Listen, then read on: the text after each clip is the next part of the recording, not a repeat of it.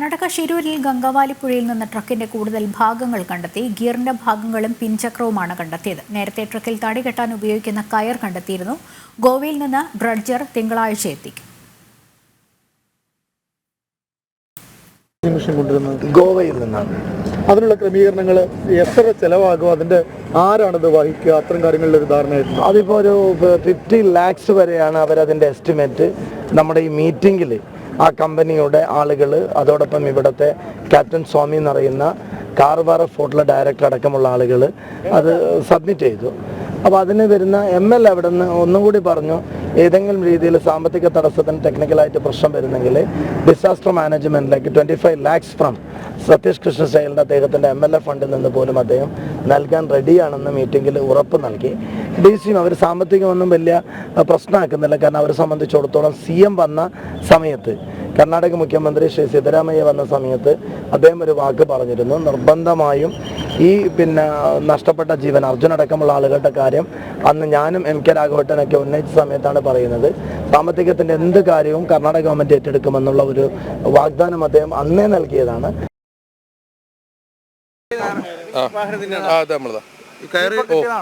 ഇത്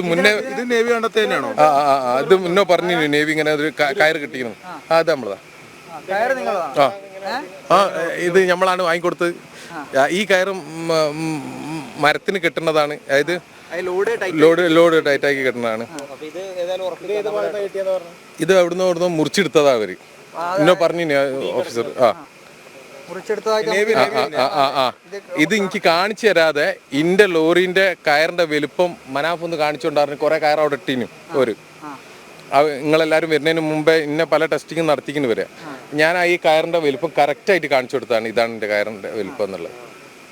അതിനുശേഷം ഇപ്പോൾ എൻ്റെ മുന്നിലേക്ക് ഇട്ട് ഇപ്പോൾ മൂപ്പരിട്ട് പോയതാണ്. ഇപ്പോൾ ഞാൻ കണ്ടില്ലേ, നേവിക്ക്. വിവരങ്ങളുമായി സോണൽ ചേരുന്നുണ്ട്. സോണൽ, ഈ ട്രക്കിന്റെ ഭാഗങ്ങൾ കണ്ടെത്തി മാത്രമല്ല, ട്രക്കിൽ ലോഡ് കെട്ടാൻ, തടി കെട്ടാൻ ഉപയോഗിക്കുന്ന കയറും കണ്ടെത്തി. എന്തായാലും മനാഫ് ആ കയർ തിരിച്ചറിഞ്ഞിട്ടുണ്ട്. ഈ ഡ്രഡ്ജർ തിങ്കളാഴ്ച എത്തിക്കുന്നത് തിരച്ചിൽ എത്രത്തോളം നിർണായകമാണ്? വിവരങ്ങൾ എന്തൊക്കെയാണ് സോണൽ?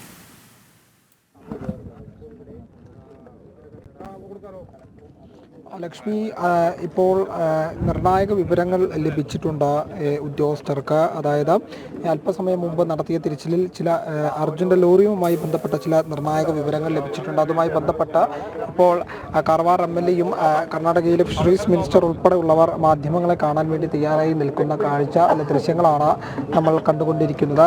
ചില നിർണായക വിവരങ്ങൾ അവർക്ക് ലഭിച്ചിട്ടുണ്ട്. തൊട്ടുമുമ്പ് കിട്ടിയിട്ടുള്ള പല ലോഹങ്ങളും അർജുൻ്റെ വാഹനത്തിൻ്റെതാണോ എന്നുള്ള കാര്യത്തിലൊക്കെ ഒരു സ്ഥിരീകരണം വരുന്നുണ്ട്. അതുമായി ബന്ധപ്പെട്ടപ്പോൾ ഒരു വിശദീകരണം ഈ ഔദ്യോഗിക തലത്തിൽ നിന്ന് വരും എന്ന് തന്നെയാണ് നമ്മൾ പ്രതീക്ഷിക്കുന്നത്. അതിൻ്റെ ഭാഗമായിട്ട് തന്നെയാണ് അപ്പോൾ മിനിസ്റ്ററും MLAയും ജില്ലാ കളക്ടർ ഉൾപ്പെടെയുള്ളവർ മാധ്യമങ്ങളെ കാണാൻ വേണ്ടി തയ്യാറായി നിൽക്കുന്നത്. എന്തായാലും ആ കാര്യത്തിൽ, ഈ ലോറിയുമായി ബന്ധപ്പെട്ട ചില കാര്യത്തിൽ ഔദ്യോഗികമായിട്ടുള്ള ഒരു സ്ഥിരീകരണം അല്പസമയത്തിനകം തന്നെ വരും എന്ന് തന്നെയാണ് നമ്മൾ പ്രതീക്ഷിക്കുന്നത്. അവർ അതിനെ പ്രതികരിക്കാൻ തയ്യാറായി നിൽക്കുന്നുണ്ട്. എന്തായാലും അല്പസമയത്തിനകം ഇക്കാര്യത്തിലൊക്കെ ഒരു സ്ഥിരീകരണം വരും. നമുക്കറിയാം, ഡ്രഡ്ജർ ഉൾപ്പെടെ തിങ്കളാഴ്ച എത്തിക്കും എന്നാണ് ഭരണകൂടം പറഞ്ഞിട്ടുള്ളത്.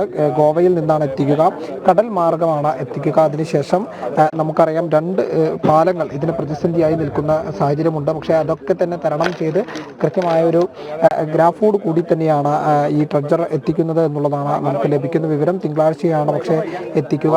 അതുമായി ബന്ധപ്പെട്ട കാര്യങ്ങളിലൊക്കെ ഇപ്പോൾ ഔദ്യോഗികമായിട്ടുള്ള ഒരു സ്ഥിരീകരണം വരും എന്ന് തന്നെ നമുക്ക് നോക്കി കാണേണ്ടിയിരിക്കുന്നു. അതുമായി ബന്ധപ്പെട്ടാണ് ഇപ്പോൾ ഔദ്യോഗിക തലത്തിൽ ജില്ലാ കളക്ടറും മന്ത്രിയും MLAയും ഉൾപ്പെടെയുള്ളവർ ഇവിടെ എത്തി മാധ്യമങ്ങളെ കാണാൻ വേണ്ടി തയ്യാറായി നിൽക്കുന്നത്. എന്തായാലും ഒരു സ്ഥിരീകരണം അല്പസമയത്തിനകം ഈ വിഷയത്തിന്മേൽ വരും എന്ന് തന്നെ നമുക്ക് പ്രതീക്ഷിക്കാം. അല്പസമയം മുമ്പാണ് അർജുൻ്റെ ലോറിയുടെ ഉടമ മനാഫ് ഉൾപ്പെടെയുള്ളവർ കൃത്യമായി NDRFൻ്റെ ബോട്ടിൽ സഞ്ചരിച്ചുകൊണ്ട് ഈ ലഭിച്ച സാധനങ്ങൾ എന്തൊക്കെയെന്ന് വിലയിരുത്തുന്നത്. കയർ ഉൾപ്പെടെ അർജുൻ്റേത് വാഹനത്തിലുണ്ടായിരുന്നതാണ് എന്നുറപ്പിക്കുന്ന സ്ഥിതിയിലേക്ക് കാര്യങ്ങൾ ചെന്നെത്തിയിരുന്നു. മനാഫ് അത് സ്ഥിരീകരിക്കുന്ന സാഹചര്യം ഉണ്ടായിരുന്നു. ഇതിന് പിന്നാലെയാണ് ഇപ്പോൾ ഔദ്യോഗികമായിട്ടുള്ള ഒരു സ്ഥിരീകരണത്തിന് വേണ്ടി ഇവർ ചുമതലപ്പെട്ടവർ, അതായത് ഇവിടെ കർണാടകത്തിലെ ഫിഷറീസ് മിനിസ്റ്ററുണ്ട്, അതുപോലെ തന്നെ കാർവാർ MLA ഉണ്ട്, ജില്ലാ കളക്ടറുണ്ട്. അങ്ങനെ ഔദ്യോഗിക തലത്തിലുള്ള ഒരു സംഘം തന്നെ അല്പസമയം മുമ്പ് യോഗം ചേർന്നിരുന്നു.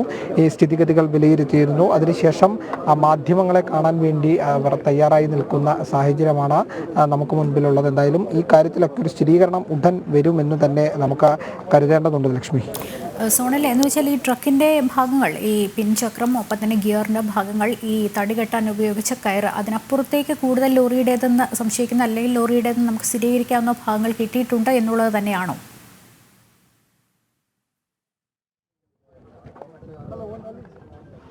അതെ ലക്ഷ്മി, അതുമായി ബന്ധപ്പെട്ട ഒരു സ്ഥിരീകരണത്തിലേക്കാണ് ഇനി വരേണ്ടത്. അതുമായി ബന്ധപ്പെട്ട ഔദ്യോഗിക തലത്തിലുള്ള അല്ലെങ്കിൽ ഔദ്യോഗികമായ വിവരം അല്പസമയത്തിനകം ഇവർ കൈമാറും എന്ന് തന്നെയാണ് നമ്മൾ പ്രതീക്ഷിക്കുന്നത്.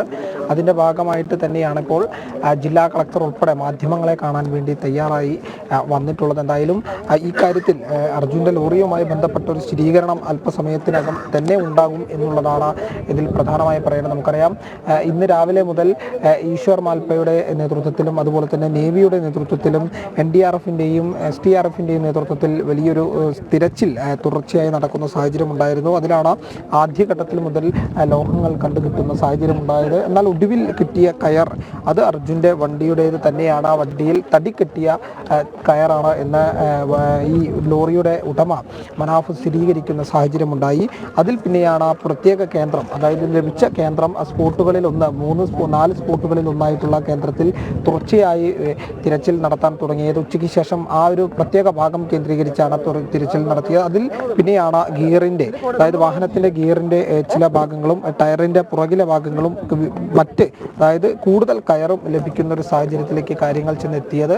അത് തന്നെയാണ് ആ കാര്യത്തിൽ ഒരു സ്ഥിരീകരണം അല്പസമയം മുമ്പ് ഇവർ ഔദ്യോഗിക തലത്തിൽ വരുത്തിയിട്ടുണ്ട്. ആ കാര്യം മാധ്യമങ്ങളെ അറിയിക്കാൻ വേണ്ടി തന്നെയാണ് ഇവർ ഇവിടെ തയ്യാറായി നിൽക്കുന്നത്. അല്പസമയത്തിനകം ഇവർ മാധ്യമങ്ങളെ കണ്ട കാര്യത്തിൽ ഒരു സ്ഥിരീകരണം അല്ലെങ്കിൽ ഒരു ഔദ്യോഗിക അറിയിപ്പ് നൽകുമെന്ന് തന്നെയാണ് നമ്മൾ പ്രതീക്ഷിക്കുന്നത് ലക്ഷ്മി. എന്തായാലും മഞ്ചേശ്വരം MLA നേരത്തെ മാധ്യമങ്ങളെ കണ്ടിരുന്നല്ലോ സോണിൽ. കാരണം ഈ കർണാടക സർക്കാർ ഇത് പറയുന്നത് ഇതുമായി ബന്ധപ്പെട്ട ഒരു തിരച്ചിലിന് വേണ്ടിയിട്ട് വേണ്ടിവരുന്ന സാമ്പത്തികം ഒരു പ്രശ്നമാവില്ല എന്നുള്ള രീതിയിലൊക്കെ അവിടെ നിന്ന് പ്രതികരണങ്ങൾ വന്നു, അല്ലെങ്കിൽ അത്തരത്തിലാണ് നിലപാട് എന്നുള്ളതാണല്ലോ അല്ലേ?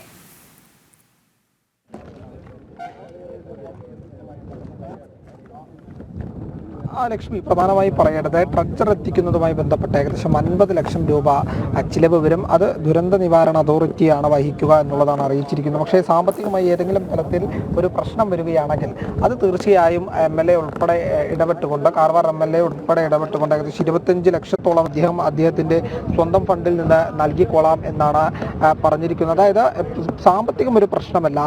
ഏത് വിധേനയും ഈ പ്രദേശത്ത് തിരച്ചിൽ പുരോഗമിക്കണം, തിരച്ചിൽ നടത്തണം.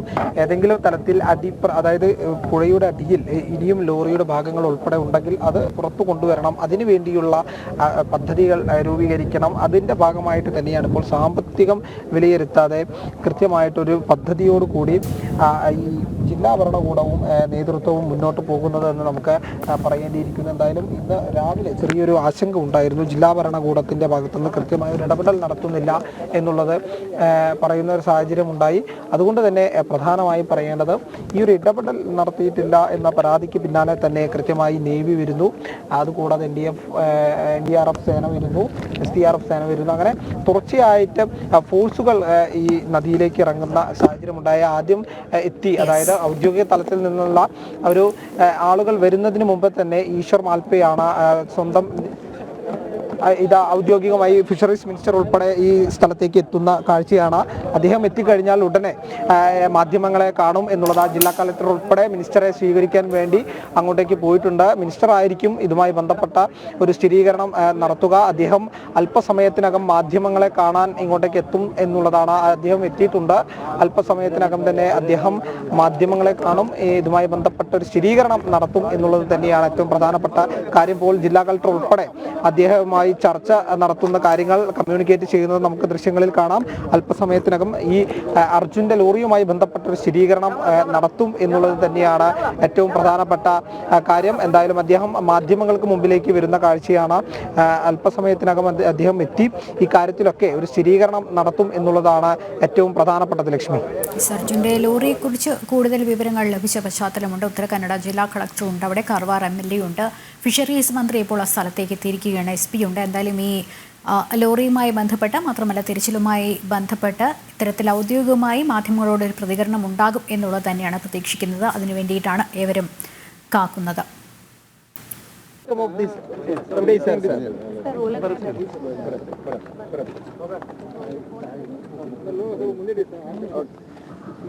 ಮಳೆ ಕಡಿಮೆ ಆಗಿದೆ. ಈಗ ನಾವು ಅದನ್ನು ಏನು ಹೊಳೆಯಲ್ಲಿ ಗಾಡಿ ಇದೆ ಅಂದೇಳಿ ನಮಗೆ ಗೊತ್ತಿದ್ದಂಥದ್ದು, ಅಂದರೆ ಈಗ ಇಲ್ಲಿಲ್ಲದೆ ಬೇರೆ ಕಡೆ ಎಲ್ಲೂ ಇರ್ಲಿಕ್ಕೆ ಸಾಧ್ಯ ಇಲ್ಲ ಅನ್ನುವಂಥ ಒಂದು ಅಭಿಪ್ರಾಯ.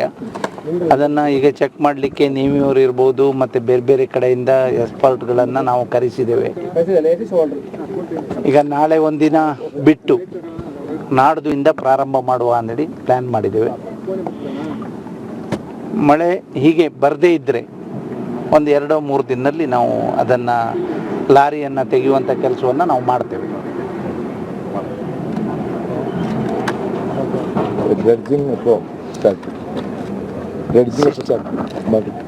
Sixteen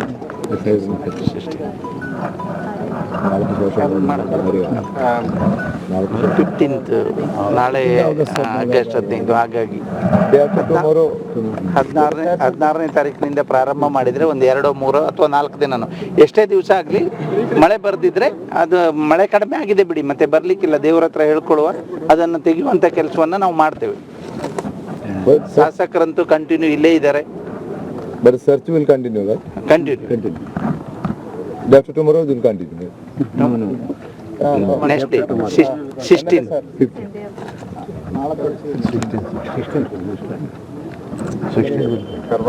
Sir, what is the outcome of today's search, sir? What is the outcome of today's search? See, as per the DM directions, district minister direction, then our district administration, police department, NDRF and SDRF. Other than that, a private person from Udupi, Ishwar, Malpe Ishwar, you know that. Apart from that, local fishermen, all we people are engaged for this particular work. It is our mandatory duty that we have to search all three, because with Mr. Brother Arjun's body, our 2 bodies are also involved in this.